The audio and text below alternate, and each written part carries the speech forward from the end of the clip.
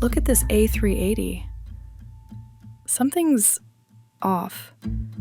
Not the plane itself, but look at what's painted on it. Is that a sea turtle? A giant, smiling sea turtle on an all-Nippon Airways jet? Wait, and there's another one. Different color. Another turtle. 3 planes, 3 turtles. Blue, green, orange. What does a turtle have to do with ANA? ANA never ordered these planes. They were built for a competitor called SKYMARK. And SKYMARK went bankrupt before they could take delivery. Actually, it gets weirder than that. Airbus canceled SKYMARK's order in July of 2014. And then 6 months later, SKYMARK filed for bankruptcy in January 2015. So these planes were already orphaned before the airline even collapsed. And ANA was basically forced to take them. So the turtles are ANA making lemonade out of lemons. Because when you're stuck with 3 giant jets you never wanted, you might as well make them cute and fly them to Hawaii. So the A380 really only works for very specific routes, specifically ultra-high capacity routes between major international hubs. We're talking London to Dubai, Dubai to Sydney, Los Angeles to Tokyo, routes like that, where you have consistent demand for hundreds of passengers every single day. Back in 2011, SKYMARK was Japan's 3rd largest carrier, operating as a low-cost airline with some pretty ambitious expansion plans. This was shocking for a budget carrier that had never operated a wide-body before. That's 6 planes at roughly $400 million each, which adds up to $2.4 billion in aircraft orders for a low-cost carrier. That's an insane amount of money for an airline their size. Now, SKYMARK's plan was actually pretty interesting because they wanted to use these giant planes on international routes like Tokyo to New York and Tokyo to London, focusing on premium leisure travel so they could compete directly with ANA and Japan Airlines, because their strategy was to undercut the big carriers on price while still flying the world's biggest and most impressive plane. But in reality, it was about to fall apart completely. By 2014, SKYMARK was in serious financial trouble. They were burning through cash trying to prepare for these A380s. But the planes weren't generating any revenue yet, because they hadn't taken delivery of a single one. Then, in July of 2014, Airbus did something drastic. They terminated the entire 6 aircraft order, which was 6 months before SKYMARK even filed for bankruptcy. This wasn't a bankruptcy cancellation. This was Airbus pulling the plug because SKYMARK couldn't meet their payment obligations, and Airbus had been negotiating for months trying to restructure the deal. At this point, ANA started paying attention, but not because they wanted the planes. They were watching to see who else might try to grab them.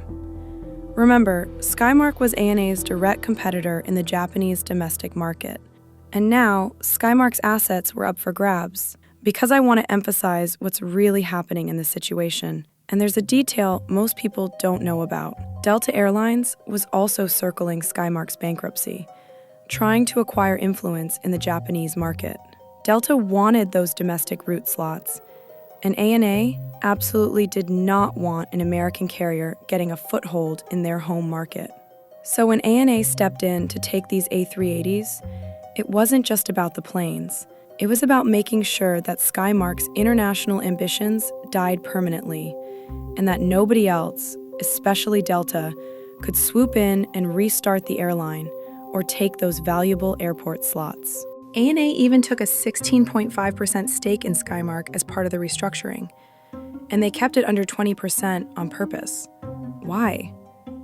Because Japanese regulations say if you own 20% or more of another airline, you have to surrender some of your Tokyo Haneda landing slots.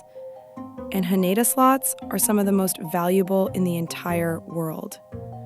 So ANA structured this very carefully to block competition without triggering regulations. So in March of 2016, ANA announces they're taking 3 of the A380s that were under construction for SKYMARK. Not all 6, just 3. The other 3 were scrapped or reassigned. Now, how much did ANA actually pay? According to reports from Nikkei and international media, the deal was valued at approximately 150 billion yen, which converts to around 1.25 billion US dollars for all three aircraft. The A380's list price at the time was about $428 million, so ANA paid roughly $410 to $430 million per aircraft, which means they paid essentially full market value with only a minimal discount of maybe 3 to 5%. This wasn't a bargain. This was ANA making an expensive strategic decision, paying full price to acquire these planes specifically to keep competitors from getting them. But remember, ANA didn't want these planes in the first place because they didn't fit into their network strategy at all. So the question becomes, what did they actually do with them once they owned them? Look at this route map right here. One single route, Tokyo Narita to Honolulu, Hawaii. That's literally it. That's the only place these planes fly, and it's probably the only place they'll ever fly for their entire service life.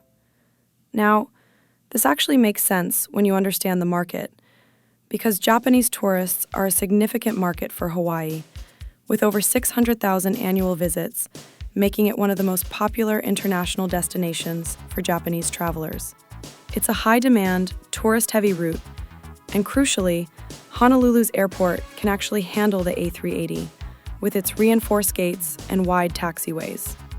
But ANA didn't just paint these planes in their normal blue and white livery like their other aircraft. Instead, they created these special flying Honu liveries, where Honu means sea turtle in Hawaiian. They made 3 different color schemes in blue, green, and orange, and each plane has a giant, smiling turtle painted on the fuselage. Now, this is actually really important from a marketing perspective because they're positioning these planes as special vacation aircraft rather than regular business service planes. The livery design is basically saying to passengers, this is a vacation experience flying on a unique plane, not just another flight to Hawaii. It's actually brilliant branding when you think about it. So this brings us back to the same question. Why would they do this if the economics favor the 787? Well, because the alternative scenario was actually worse for ANA's business. Let me explain what could have happened if ANA hadn't taken these planes, because there were several possible scenarios that would have been bad for them. Scenario 1 is that a competitor, maybe a Chinese carrier looking to expand into the Japanese market, or even Delta through a restructured SKYMARK, buys these planes from Airbus. They could use these massive planes to undercut ANA on the Tokyo to Hawaii route, with huge capacity and lower ticket prices. Scenario 2 is that Airbus is forced to just scrap these partially completed planes entirely. This sends a signal to the entire aviation industry that canceling orders late in production has no real consequences, which makes other airlines bolder about walking away from their commitments. Scenario 3 is that SKYMARK's bankruptcy drags on for years in Japanese courts, creating uncertainty. And meanwhile, those A380 slots for international routes to New York and London stay tied up in legal limbo, where a competitor might eventually grab them. So by spending roughly $1.3 billion, ANA eliminated all 3 of these scenarios at once, which makes it a pretty smart defensive move, even if the planes themselves don't generate optimal profits. But then, in March of 2020, global aviation completely collapsed due to the pandemic. International leisure travel went to basically zero overnight, which meant the Tokyo to Honolulu route just disappeared completely for tourism. So, ANA's A380s were immediately grounded, and all 3 planes were parked in storage. For over 2 years, they didn't fly regular commercial flights, just sitting there, costing money in maintenance and storage fees, with only occasional test flights to keep the engines and systems working. But then, in May of 2022, ANA announced that tourism was recovering enough to bring the A380s back. Actual commercial service resumed on July 1st, 2022, starting with just 2 weekly flights on Fridays and Saturdays to test the market. Then they gradually increased frequency as demand recovered. Today, ANA operates all 3 of their A380s exclusively on the Tokyo to Honolulu route. They run 2 flights daily during peak summer season and 1 flight during the off-season, which is basically the exact plan they had before COVID shut everything down. And here's what's interesting about the current situation. The flying Honu liveries have generated significant social media interest. People post photos of them constantly. Aviation enthusiasts track which color turtle they'll get on their flight.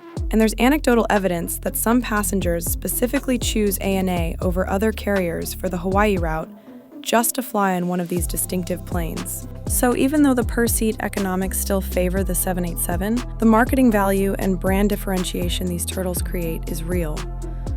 It's hard to quantify exactly, but it exists.